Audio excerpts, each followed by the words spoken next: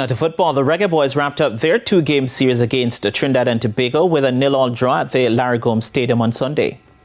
The Reggae Boyz, who won the opening game 1-0 on Friday, had the two best chances of the contest as Romeo Guthrie hit the upright in the first half before Chanel Thomas forced a brilliant save from the TNT goalkeeper in the second 45 minutes. The home team also had their moments but were kept up by some strong defensive work from the Jamaicans. Both coaches Angus Eve of TNT and Hamir Hallgrimson of the Reggae Boyz were pleased to have given some fringe players the opportunity to play ahead of a busy international period.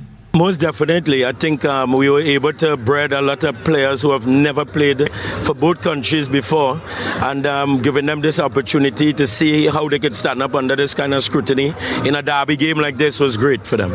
Especially now when the fans were here, it was much more kind of intense game than it was 2 days ago. So for the younger kids, really good to play this match. For the Reggae Boyz head coach, preparation will now be geared towards the Nations League last for later this month. And I think our focus will switch to maybe a different kind of squad, bigger game, etc. And now we have not much, less than 2 weeks to prepare for our matches.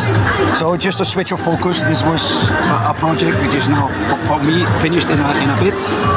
And for Jamaica, it's the Nations League semi-final, and then in the summer is the Copa America. So two big tournaments, and we need to fully focus if we want to do good on those tournaments. The Reggae Boyz Nations League semi-final clash against the United States is set for March 21.